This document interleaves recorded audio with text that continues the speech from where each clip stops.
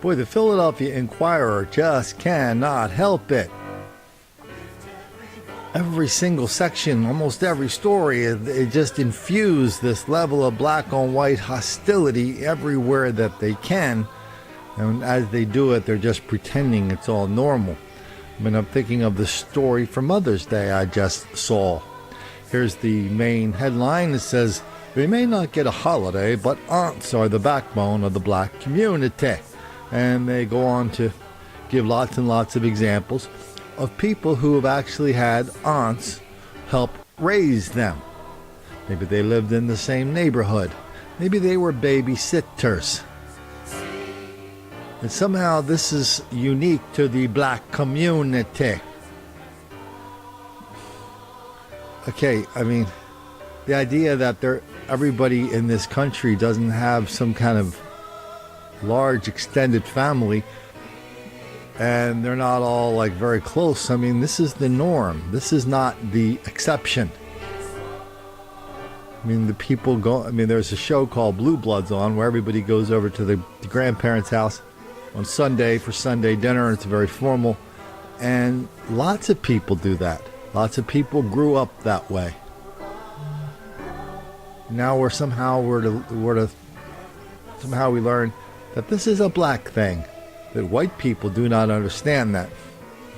Okay, so listen, the Philadelphia Inquirer and the Daily News, they're just going to ride their readership right into the ground until all that's left is a few black activists who don't believe in advertising anyway. And it's just going to happen just like it's happening to every other paper in the country. But what I thought was interesting about this article was how they really did take it to a new level towards the end, a new level of black on white hostility, all in a Mother's Day article. Here's what the black writer, lets us know. Traditionally, adding aunt in front of a black woman's name is seen as one of the highest forms of respect that can be attributed. Quote, "We've begun to call U.S. Representative Maxine Waters Aunt Maxine," said one of the experts on this. Quote, "In that context, that means she's going to speak truth to power. She's going to fight against white supremacy. Not only do we have an Aunt Maxine, we have an Aunt Angela Davis. We have Aunt Maya Angelou. The black aunt sticks to. She gets with. She watches over. She stands in truth. She tells an unbridled truth. She's not going to hold back. She should be held in the same high regard as the biological mother." Wow, what a cast of characters they just named. I mean, people recognize Maxine Waters as the one member of the U.S. House of Representatives who is the most clinically insane. Then they talk about Angela Davis, who bought a gun that was used in a courtroom to kill a judge when a couple of Black Panthers were on trial as a reward for her black diligence. She was rewarded with a professorship at the University of California, where she went around, spent her entire career reminding everybody that the people who built that university were nothing but a bunch of big, bad white racists. Then it goes on and on and on. So they want to turn Mother's Day into some kind of version of Kwanzaa, except that it comes in May.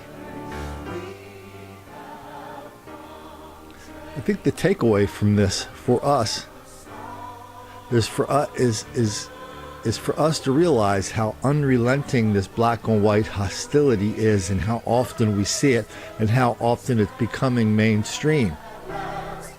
And we have Pulitzer Prize winning newspaper columnists telling us in the headlines that white people should not call the cops on black people if they see them breaking the law.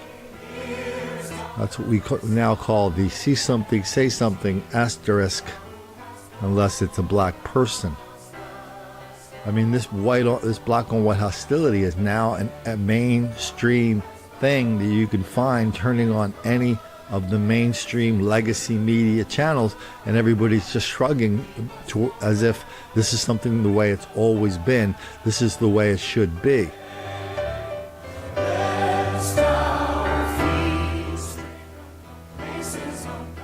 One of these days, one of these geniuses that runs these newspapers, that they all publish the same kind of article with the same tone, the same intent, the same style.